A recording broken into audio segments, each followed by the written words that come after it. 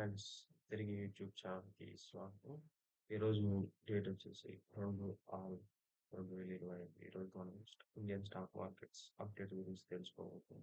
ముందుగా వచ్చేసి నిఫ్టీ 50 అనేది 0.14% డిక్రీజ్ అయింది. సో, ఇది 24,716.60 పాయింట్స్ ట్రేడ్ అవుతుంది. అదేవిధంగా బీఎస్సీ సెన్సెక్స్ వచ్చేసి 0.09% వద్ద అంటే 72 పాయింట్స్ డౌన్ అయింది. 81,373.75 పాయింట్స్ వద్ద ట్రేడ్ అవుతుంది. ఇది 1% బిలో ఉంది. సో, 34 పాయింట్లు డౌన్ అయింది నిఫ్టీ 50. అదేవిధంగా బీఎస్సీ సెన్సెక్స్ అనేది 77 పాయింట్లు డౌన్ అయింది. సో, ఇది మనం పెద్దగా వరి కావాల్సిన అవసరం లేదు. అదేవిధంగా నిఫ్టీ బ్యాంక్ అనేది లాభపడ్డది. 0.28% లాభపడ్డది. సో, ఇది వచ్చేసి 55,903 పాయింట్స్ వద్ద ట్రేడ్ అవుతుంది. అదేవిధంగా మిడ్ క్యాప్ నిఫ్టీ 100 వచ్చేసి 0.62%, స్మాల్ క్యాప్ అనేది పర్సెంట్ ఇంక్రీజ్ అయింది. ఈరోజు కొద్దిగా ఎక్కువ నష్టాల్లో స్టాక్ మార్కెట్ స్టార్ట్ అయినప్పటికీ ఇండియన్ స్టాక్ మార్కెట్స్ రికవర్ అయ్యాయి మధ్యాహ్నం నుంచి. అదేవిధంగా ఎండింగ్ వరకు వచ్చేసరికి కొద్దిగా నష్టపోయాయి. ఈరోజు ఎక్కువ లాభపడ్డ సెక్టర్లు వచ్చేసి మిడ్ క్యాప్, అదేవిధంగా స్మాల్ క్యాప్ ఎక్కువ లాభపడ్డాయి. లార్జ్ క్యాప్ అనేటువంటిది మిక్స్డ్ రియాల్ మిక్స్డ్ క్యాప్ లో అంతగా గెయిన్స్ అయితే కనపడలేదు మనకి. ఈరోజు గ్లోబల్ గా మార్కెట్స్ నడిపించింది మన ఇండియా న్యూస్ నడిపించిన మార్కెట్ ఏంటంటే యుఎస్ ప్రెసిడెంట్ డొనాల్డ్ ట్రంప్ అనేది double tariff imposed steel and aluminium. Aluminium, steel పైన డబుల్ టారిఫ్ అనేది ఇంపోర్ట్ చేయడం జరిగింది. Double tariff on imported steel and aluminium to 50% from June 4 అనేది. ఇది మెయిన్ న్యూస్ అన్నమాట. ఈ యుఎస్ ప్రెసిడెంట్ డొనాల్డ్ ట్రంప్ అనేవాడు మనకు డబుల్ టారిఫ్ అనేది విధించినాడు. ఏ దాని మీద అంటే ఇంపోర్టెడ్ స్టీల్ అండ్ అల్యూమినియం మీద. సో, ఈ స్టీల్ గాని, అల్యూమినియం కంపెనీస్ ఏవైతే ఉన్నాయో వాటిలో వచ్చే ప్రాఫిట్స్ కొద్దిగా తగ్గే ఛాన్స్ ఉంది. ఎందుకంటే టారిఫ్ పెంచాడు కాబట్టి వాటిలో ఉండే స్టాక్స్ గాని, కంపెనీస్ గాని మనకి కొద్దిగా ఫ్యూచర్‌లో ఆర్డర్స్ తగ్గొచ్చు. అదేవిధంగా ప్రాఫిట్ కూడా తగ్గే ఛాన్స్ ఉంది. మనకి ఎక్స్‌పెక్టెడ్ ఇండియా నుంచి చూసుకుంటే డొమెస్టిక్ చూసుకుంటే ఆహ్, జీడీపీ అనేది Q4లో మంచిగా ఉంది. అదేవిధంగా జీఎస్టీ కలెక్షన్స్ అనేవి బాగున్నాయి. సో, అది ఎక్కువ పడకుండా మార్కెట్‌ని ఆపింది. అదేవిధంగా మన ఇండియాలో ఫారిన్ ఇన్‌స్టిట్యూషనల్ ఇన్వెస్టర్స్ అనే వాళ్ళ యాక్టివిటీ అనేది 19,000 కోట్లకు చేరిందనమాట. ఈ మేలో అది మన సెప్టెంబర్ నుంచి చూసుకుంటే ఇప్పుడే అది హైగా ఉందనమాట. సెప్టెంబర్, అక్టోబర్, నవంబర్, డిసెంబర్, జనవరి, ఫిబ్రవరి, మార్చ్, ఏప్రిల్, మే. సో, మనకి 10 మంత్స్‌లో మేలోనే ఎక్కువగా వాళ్ళు 19,000 క్రోర్స్ అనేది ఇన్వెస్ట్ చేయడం జరిగిందనమాట. అదేవిధంగా మనకి ఆర్‌బీఐ మానిటరీ పాలసీ అనేది ఈ వీక్‌లో రాబోతుంది. సో, దాన్ని బట్టి కూడా మార్కెట్ మూవ్‌మెంట్స్ ఎక్కువగా ఉంటాయి. సో, ఈ 1 వీక్, 2 వీక్స్‌లో మార్కెట్ అనేది ఆర్‌బీఐ పాలసీని బట్టి డిసైడ్ అవుతుంది. దాన్ని బట్టి మూవ్ అవుతుంటదనమాట. మెయిన్‌గా చెప్పుకుంటే ఈరోజు సెక్టార్‌లో నిఫ్టీ రియాల్టీ అనేది బాగా లాభపడ్డది. అదేవిధంగా నిఫ్టీ ఐటీ అనేది కొద్దిగా డిక్లైన్ అయిందనమాట. మనకి అప్‌కమింగ్ ఈవెంట్స్ చూసుకుంటే ఆర్‌బీఐ మానిటరీ పాలసీ రాబోతుంది. అదేవిధంగా స్కోడా ట్యూబ్ ఐపీఓ అనేది రాబోతుంది. సో, ఇవి 2 మేజర్ అప్డేట్స్ అన్నమాట. అదేవిధంగా మనకి నెక్స్ట్ న్యూస్ వచ్చేసి ఎలాన్ మస్క్ టెస్లా కార్స్ ఉన్నాయి కదా! అవి మేక్ ఇన్ ఇండియా కాబోవడం లేదు అనేటువంటిది పెద్ద న్యూస్ అన్నమాట. సో, యూఎస్ నుంచి కానీ, చైనా నుంచి కానీ మోర్ దాన్ ఇండియా అనేది కంట్రీ మ్యానుఫ్యాక్చరింగ్ చేసుకున్న తర్వాత అవి ఓన్లీ మన ఇండియన్ మార్కెట్‌లో సేల్స్‌కి మాత్రమే అవవుతున్నాయి. ఇక్కడ మ్యానుఫ్యాక్చరింగ్ అయితే లేదు. అదేవిధంగా కార్పొరేట్ అఫైర్స్ మినిస్ట్రీ అనే వాళ్ళు కొత్త కంపెనీలకు గాని, స్టార్టప్స్‌కి గాని, ఆల్రెడీ కంపెనీలు నడుపుతున్న కంపెనీలకు గాని, వాళ్ళు వాళ్ళిచ్చిన సూచనలేందంటే, వాళ్ళు వాళ్ళు కంపెనీకి సంబంధించి పార్టీలతో చర్యలు జరిపేటప్పుడు కొద్దిగా అది కంపెనీ యాక్ట్ ప్రకారం జరగాలి. అదర్ దాన్ కంపెనీ యాక్ట్ ప్రకారం జరిగితే లిస్టెడ్ కంపెనీ అయితే 25,00,000 జరిమానా గాని, అదేవిధంగా అన్‌లిస్టెడ్ కంపెనీ అయితే 5,00,000 వరకు జరిమానా విధించడం అనేది జరుగుతుంది. ఈ మొత్తానికి ఇది చూసుకుంటే, ఈ టాపిక్ చూసుకుంటే మనకి రీసెంట్‌గా జరిగిన ఈవీ మ్యానుఫ్యాక్చరింగ్ కంపెనీ ఉదంతాన్ని దృష్టిలో పెట్టుకొని మళ్ళీ కార్పొరేట్ అఫైర్స్ మినిస్ట్రీ అనే వాళ్ళు ఈ హెచ్చరిక అనేది జారీ చేయడం జరిగిందన్నమాట.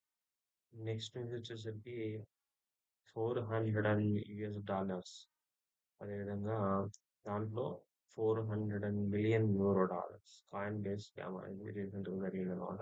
దానికి మన యూఎస్ బేస్డ్ కంపెనీ అన్నమాట ఇది. కాయిన్ బేస్డ్ ఎక్స్‌చేంజ్ అన్నమాట. అందులో మనకి దానికి సర్వీసెస్ కంపెనీగా ఉన్నటువంటిది బీపీఓ బిజినెస్ ప్రాసెసింగ్ ఔట్‌సోర్సింగ్ అనేది మన ఇండియా నుంచి జరుగుతుంది.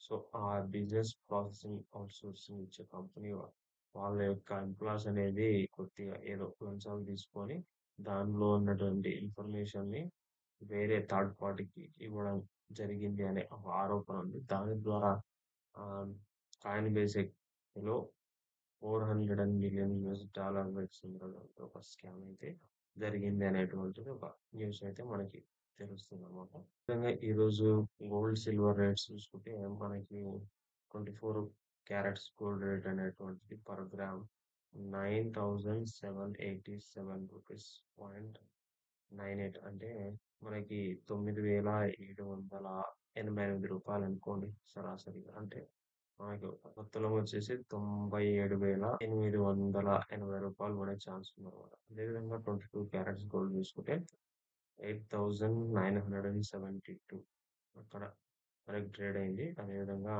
సిల్వర్ చూసుకుంటే 1 గ్రామ్‌కి రూ. 111 ట్రేడ్ అయింది. అదేవిధంగా 1 కేజీ సిల్వర్ చూసుకుంటే మన దగ్గర 1,11,000 ఇప్పుడు ట్రేడ్ అవుతుందన్నమాట. మార్కెట్ ముగిసే సమయానికి.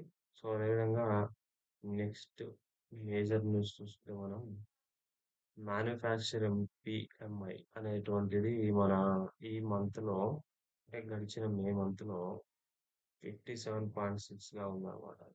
అది యావరేజ్‌తో పోల్చుకుంటే బానే ఉంది. కానీ as per compare to the previous month అనేది కొద్దిగా తగ్గిందన్నమాట.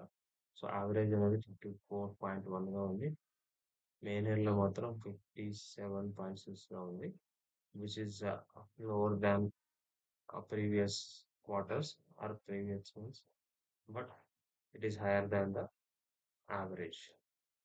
ఇవి ఇప్పుడు వరకు ఉన్నటువంటి మార్కెట్ అప్డేట్స్. అదేవిధంగా మనం ఈరోజు ఇంకో టాపిక్ గురించి డిస్కస్ చేయబోతున్నాం. అదే మనం రాబర్ట్ కియోసాకి రచించినటువంటి 'రిచ్ డాడ్ పూర్ డాడ్' అనే పుస్తకం ఉంది కదా! అందులో చాప్టర్ 1 గురించి తెలుసుకోబోతున్నాం మనం ఈరోజు. 'The rich don't work for money' అనేటువంటిది ఫస్ట్ చాప్టర్. ధనికులెప్పుడు మనీ కోసం పనిచేయరు. వాళ్ళు మనీని వాడుకొని మనీని క్రియేట్ చేస్తారనేది మెయిన్ థీమ్ అంటుండు.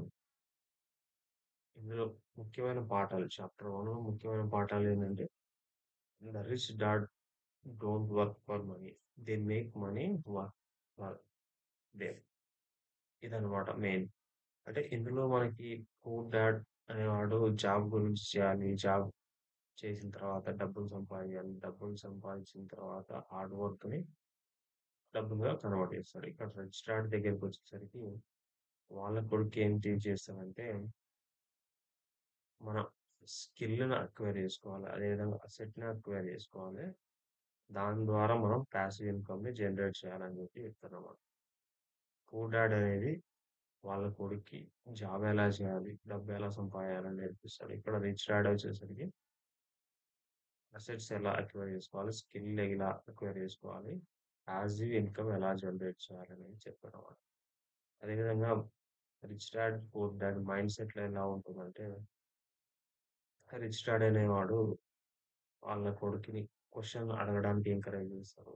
అదేవిధంగా ఫైనాన్షియల్ టర్మ్స్ గురించి, వాటి ఫైనాన్షియల్ ప్లానింగ్ గురించి క్యూరియస్‌గా ఉండేలా ఉండాలి. ఎలా క్వెషన్ కావాలి, ఎట్లా నేర్చుకోవాలి, డబ్బు ఎలా సంపాదియాలి, డబ్బు మన గురించి మనం ఎలా ఖర్చు పెట్టుకోవాలి, డబ్బును ఉపయోగించి డబ్బు ఎలా సంపాదించాలి అనేటువంటి కీ పాయింట్స్ అనేది నేర్పిస్తాడన్నమాట. ఇందులో పూర్ డాడ్ అనేవాడు మనీ మేనేజ్‌మెంట్ గురించి పిల్లలకి నేర్పియడు. మనీ గురించి పిల్లలతో ఎప్పుడు డిస్కస్ చేయడు.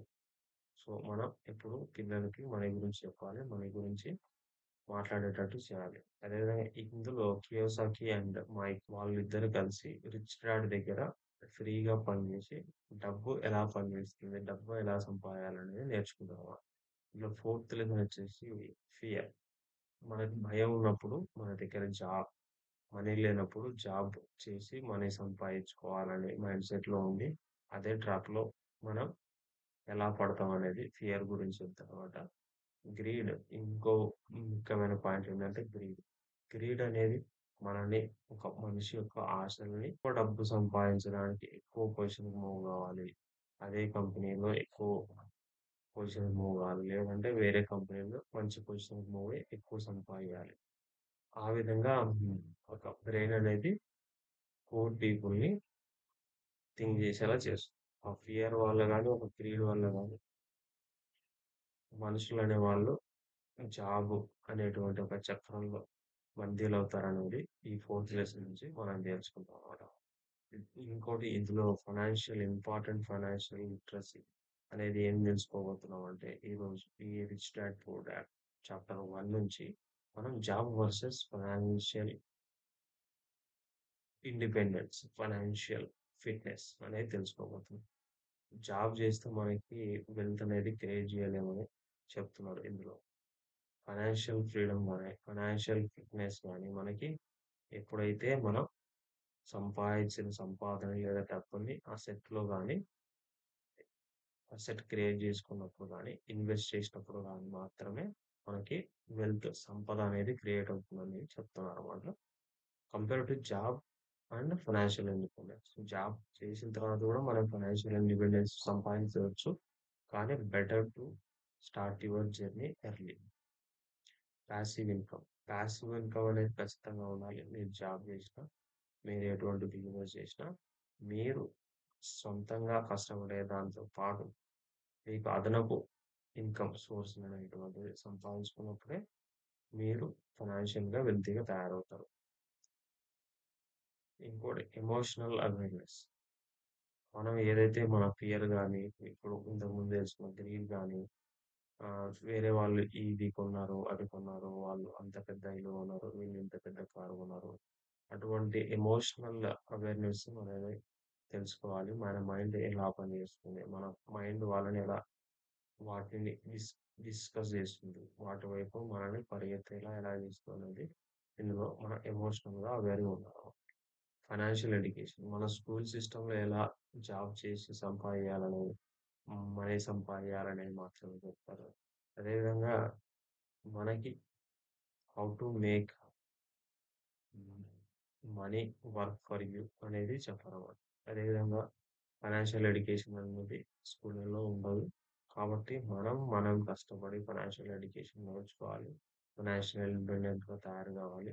ఫైనాన్షియల్‌గా ఫిట్‌గా ఉండాలి. సో, అలా ఉండాలంటే మన ఛానెల్‌ని సబ్స్క్రైబ్ చేసుకొని ఫాలో అవుతుంటే ఇట్లాంటి విషయాలు మనం చెప్తూ ఉంటాం. అదేవిధంగా అవి మీ ఫైనాన్షియల్ వెల్త్ క్రియేషన్‌లో ఉపయోగపడతాయి. ఇంకా నువ్వు గుర్తుపెట్టుకోవాల్సిందంటే the poor and the middle class work for money. The rich have money work for them. అదేనమాట మెయిన్ కొటేషన్ ఇక్కడ. మో సెకండ్ కొటేషన్ వచ్చేసి most people never study money.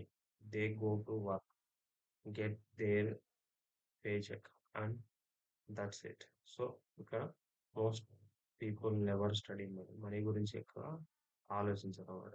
So, మనం మనీ గురించి స్టడీ చేయాలి. మనీ గురించి ప్లాన్ చేయాలి. మనీ గురించి ఒక రోడ్ మ్యాప్ తయారు చేసుకోవాలన్నమాట. ఇక్కడి వరకు మనం డిస్కస్ చేసుకున్నాం. అదేవిధంగా రేపు మన మార్కెట్ అనేది ఎలా ఉండబోతుంది? మీకు ఇంకేమైనా టాపిక్ గాని, మనకి డెడికేటెడ్ వీడియో గాని, క్వెషన్స్ గాని, ఇంకేమైనా డౌట్స్ ఉంటే కామెంట్ చేయండి.